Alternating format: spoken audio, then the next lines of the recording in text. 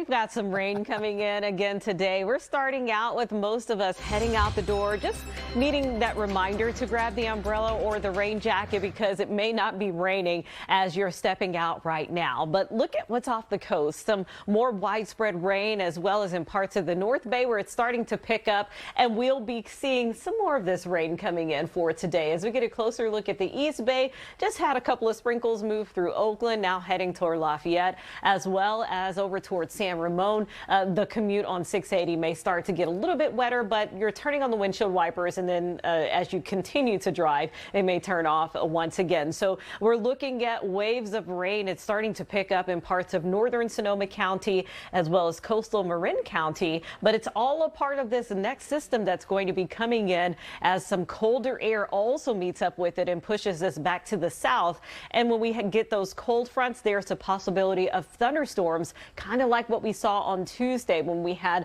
some areas dealing with small hail and you had the crashes of thunder and saw the lightning. Well, we are going to see that as a possibility later today. And then this next storm coming in will be heavier starting late tomorrow morning and continuing into the afternoon. So this first wave sweeping on through at about 8 to 9 o'clock. At about 10 o'clock, it's moving through the Tri-Valley and pushing through parts of the North Bay as well as moving into the South Bay. But then we start to see more scattered activity into the rest of the afternoon. And once again, that possibility that any of these areas could deal with some thunderstorms. And then into tonight, it does continue. Early tomorrow morning is when the next storm system rolls through fairly quickly with gusty winds and really heavy rain. But then it tapers off to scattered showers. And then here we are at 4 o'clock and we see it really lit up around San Jose. There's a possibility that we could see thunderstorms. And I know that's exactly when we'll have the 49ers game going on. So we're closely monitoring the forecast and the changes that we could see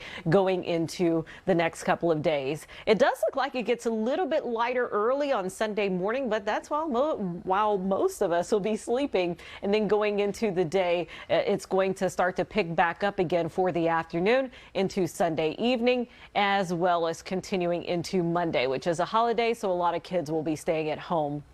We're going to see a couple of more big rounds of rain as we continue the tally of all of these atmospheric rivers. We're on number 8. We're headed to make it into 11 before we get a little bit of a break early next week. But then notice the pattern as we head toward next Tuesday. There's still some rain very close by, but it looks like most of that rain stays just to our north. We may start to see the focus of all of this rain moving away from the Bay Area, which means we could get a break heading toward the end of next week. So just going through the weekend, it's still going to be a soaker. We're looking at another 2 to 4 inches of rainfall, and that's going to cause more impacts with flooding as well as heavy Sierra snow that may total anywhere from about 2 feet to possibly 4 feet around Kirkwood. And going beyond the holiday and that forecast, we are keeping some of those icons on there for the potential of the North Bay getting some scattered showers. But most of us will get a chance to dry out beyond Tuesday